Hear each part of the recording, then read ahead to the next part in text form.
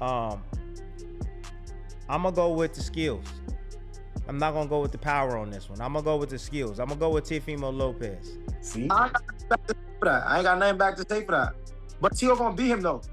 Yeah. Teo gonna beat him. Teo gonna beat him.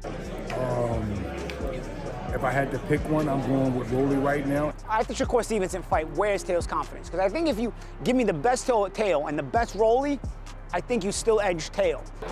I think that favors Teo. A slower pace fight favors Teo. I think he need to pick up his pace against Teo. But like I said, he's got a great guy behind him and he knows what to do. And on the other side of that, I believe so. I think he has a lot more tools than Rolly. I think he could box. I think he could do whatever he wants to do. He could win a decision, or he has punching power to knock him out. So, we'll see Saturday night. I'm a big fan of Rolly as well. He's a great friend of ours. So it's just mixed emotions, but may the best man win. It's going to start off as like a fast-paced chess match, but it's going to end in a resort of action, full-fledged action, mano a mano, to be honest. Watch. Fight week is here, and there's no more hiding behind hype. Boxing's biggest legends are locking in their final verdicts, and what they're saying might completely flip how you see this fight. I actually think Rolly has a way better chance than people think. I think Rolly has a much better chance than people think. I've seen a lot of people say Teofimo, but they think Teofimo back 135, the Teofimo of the early 140s. Lately, Teofimo hasn't really shown me that. The earlier Teofimo, when he fought Lomachenko, when he fought Josh Taylor, yes. That Teofimo, yes. But lately, that hasn't been the Teofimo that we've seen. Tim Bradley, a former two-division world champion and elite analyst, has closely studied both fighters' styles. He warns that standing and exchanging could expose Lopez to danger. And where I think things can get dangerous for Teofimo Lopez in this fight if he chooses to stand there and trade with Rolly. I don't think that'll be a good thing if he sits there and trades with Rolly. One thing that I picked up in Rolly's training and what Salas was doing I saw Salas dropping really low to the ground because he knows that Teo likes to get low and go gordo and get underneath shots. And he's having Rolly punch down and up on Teofimo Lopez. So I feel like they preparing for what they gonna see for sure.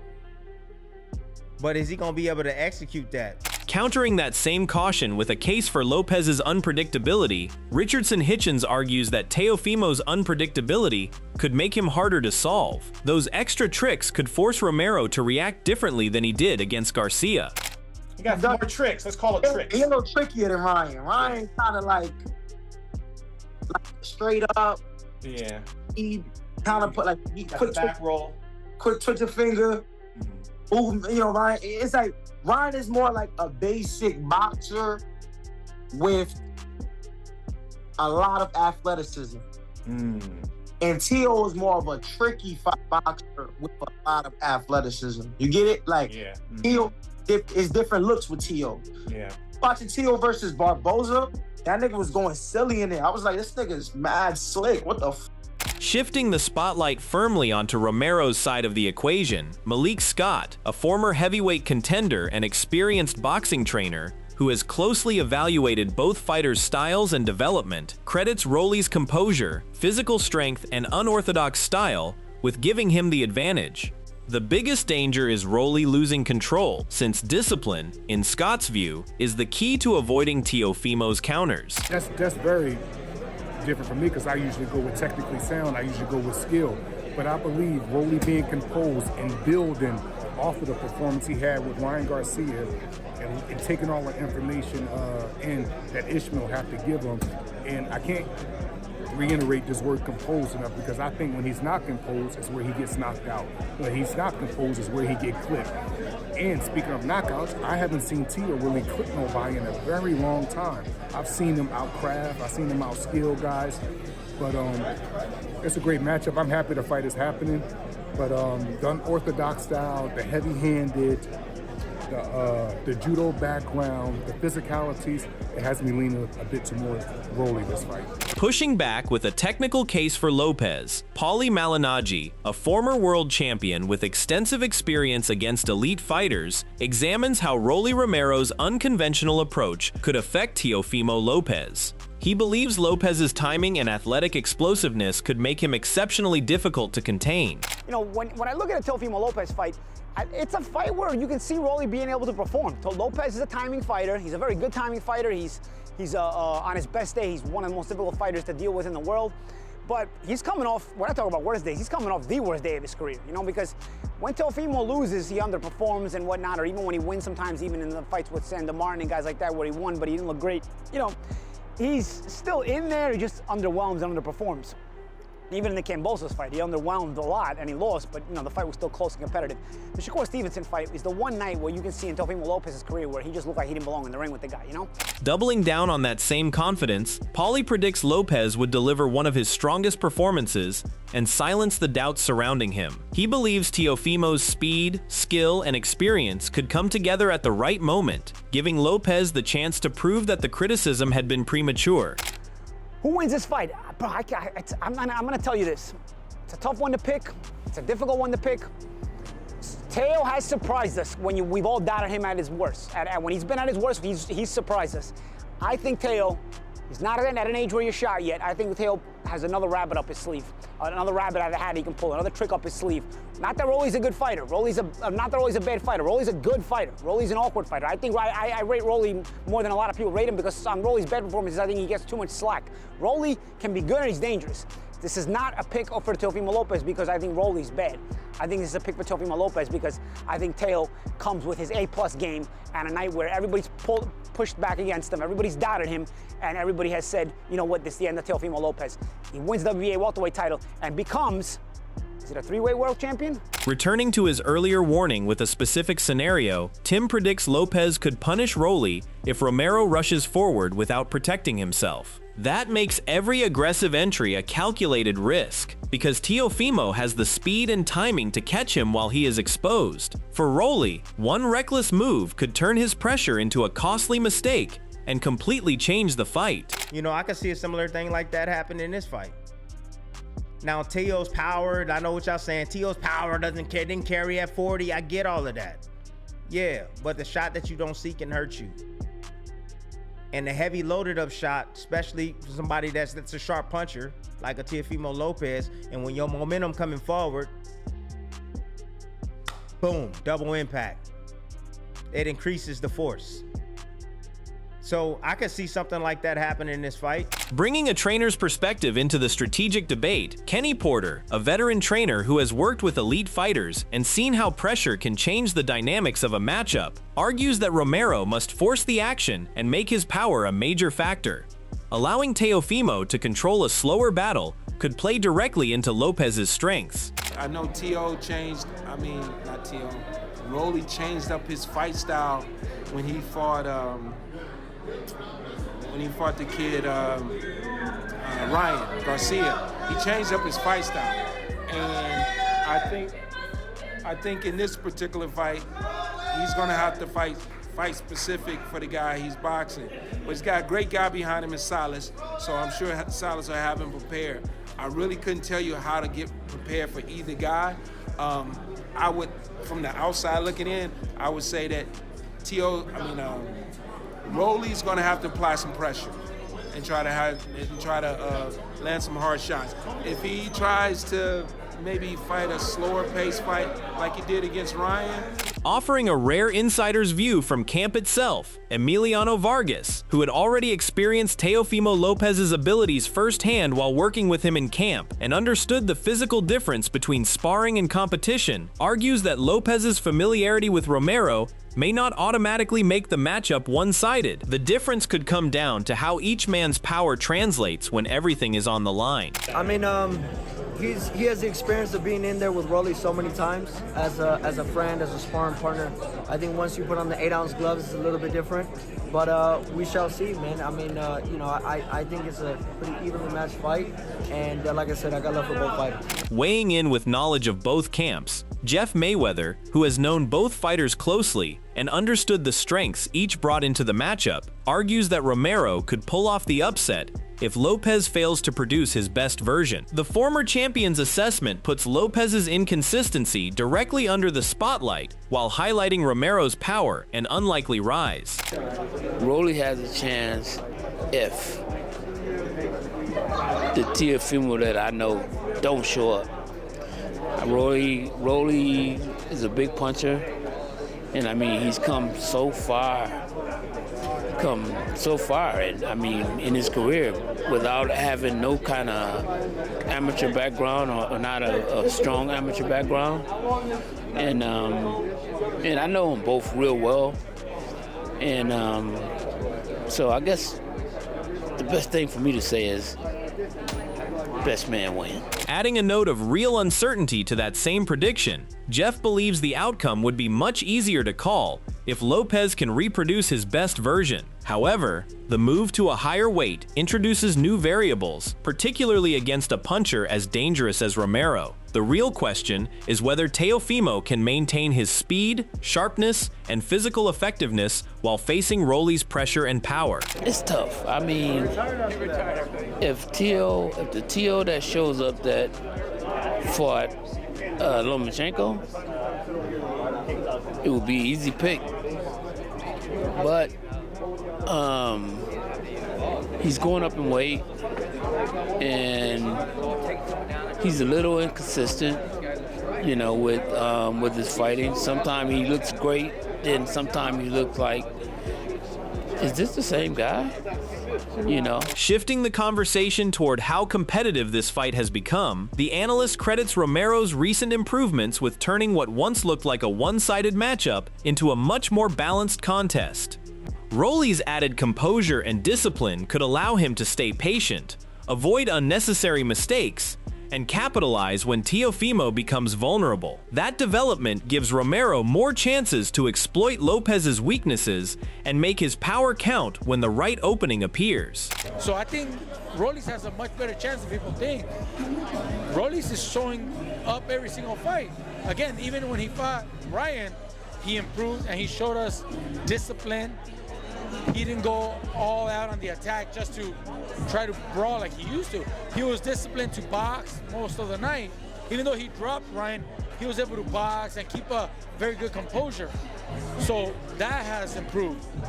And that's why I think Rolly has a much better chance. I still think it's a 50-50 fight. Drawing on years of watching both men up close, the same analyst, who has seen both fighters up close and understands how dramatically their styles can change a matchup, favors Teofimo's athleticism as Lopez and Romero prepare to settle their rivalry, while warning that Romero's power remains the ultimate equalizer. One clean connection could erase Lopez's advantages instantly. I think that, I think Teo should have boxing. Teo's athletic, he can fight. But one thing, they're friends and stuff like that, so it might make it actually a better fight. Teo said on camera, we're not friends. Like, he don't really consider him a friend anymore. I think they talking. It looked like they real. When I saw them two together, it looked like they're real friendly. They see each other a lot, so I think they're friends. But sometimes when people do have that friendship dynamic, it might make it a better fight. It really might. I think it might be a real better fight than we think it's gonna be. With that being said, I think Teo is gonna win. He's more athletic, but if Rolly catches him, I won't be surprised. If Rolly can get him, Rolly got power. He's awkward, he has power, and Rolly's getting better. So I still go with Teo. But if Rolly catches him, I won't be surprised. Bringing a father's insight into the physical side of the debate, Teofimo Lopez Sr., who has trained his son since childhood and believes he understands the physical ceiling of his style better than anyone, insists the added weight will unlock even greater speed and effectiveness. That confidence suggests Lopez could become more dangerous rather than less explosive at welterweight. Well, he's going to be a better, faster fighter. I think that my son, I said this 5 years ago, once he goes through the weight divisions, I think at 147, 154, 160, that's when he's going to do the best. I said this because I really understood the kind of fighter that he was at the age of 13, 14. He was beating up these guys that were fighting for world titles. At, you know, that small age, and these guys were like 20 pounds bigger than him. You know, he could take a punch at this weight division. My son's never been rocked in none of his fights. wobbled, and I think that he's ready to take the 147 weight division. He's going to be fast. I mean, I think he should be able to do everything in less than 2 years, become undisputed. Returning to a specific game plan for Lopez, the analyst points out that Teofimo must combine his speed, sharp combinations, and constant movement to disrupt Rolly's timing. By attacking in bursts and quickly changing position, Lopez can make Romero reset instead of allowing him to plant his feet and load up. But if Teofimo gets stationary or trades for too long, Rolly's power could turn a single opening into a fight-changing moment. And Rolly is not so technical. So this is going to be a different game plan altogether. I think Teo has to be looking to be the faster guy, looks to, throw more punches, be a lot more active than, the Rolly that's trying to land that big bump. So, he's going to have to get on his technique in this fight, I believe. The fundamentals, stay behind that jab and throw combinations. And I think that gives Teo the best chance to win. He's going to have to be light on his feet. I think that gives him an advantage because like I said, Rolly is pretty much, he's plotting in there. You know what I mean? So, that's why I say Teo can do a lot more. He has a lot more options. Which one he used to, give himself the best chance to win, that all depends. Flipping the same logic onto Romero's side, the analyst argues that Rolly needs to create a major turning point by hurting or dropping Lopez rather than trying to win every exchange. That means Romero must stay patient, pick his moments, and capitalize when Lopez gives him an opening, because his power remains his clearest path to changing the fight. One clean, damaging shot could instantly shift the momentum and force Lopez into a fight he does not want. A high volume, if Teo looks to win this thing impressively, he's going to have to let his hands go. Yeah. He's going to have to let his hands go, and Rolly's going to have to be trying to catch him in the mix of all that. You know what I mean? I don't think Rolly can outbox Teo round after round. I think Rolly has to do something big, hurt him with something, knock him down, and maybe even stop him. You know what I mean? I think that looks like a Rolly win rather than Rolly being 2 and 3 steps ahead of Teo in a boxing match. I just can't see that. Summing up both men's contrasting paths to victory, the analyst sees two very different routes unfolding, depending on who can impose his strengths. He believes Romero will likely need a stoppage to secure the win, while Lopez is better equipped to succeed through sustained boxing, movement, and tactical control. However, Teofimo's own punching power adds another layer of danger, meaning one clean shot could completely disrupt that prediction. But that I can say. If Rolly wins, it's by knockout. Yeah, because he has the power to stop anyone. But if Teofimo wins, it's by decision. Yeah, that's how I see it. But I mean, who knows?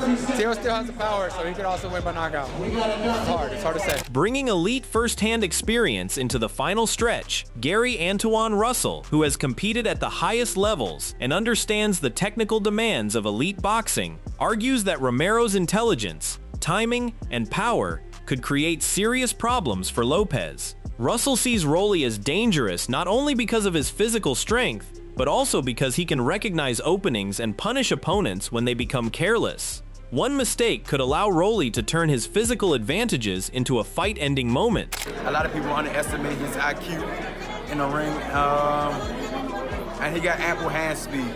You don't have to be the fastest, you have to have good timing, to be honest. And you have to have a solution. Teofimo Lopez, he's talented. He got natural, God-given gifts. His athleticism through the roof, but he still needs a game plan because Rolly Romero, he have the punching power to get the fight over with. Closing out the breakdown with a specific blueprint for Lopez. Gary's blueprint for Lopez centers on patience, movement, and precision rather than trading power early. He believes Lopez should make Romero work, force him to chase, and gradually create openings as the fight progresses. If Lopez gets drawn into exchanges too soon, Romero's explosive power could turn one mistake into a fight-ending moment. Like I said, a lot of people underestimate his IQ towards boxing. So Teofimo Lopez, I feel like he got to stick and move. He got the speed, he got the creativity with the hands and combinations, things of that nature, and take Rolly in deep waters. Hopefully he play a game plan that checks Rolly Romero's gas tank.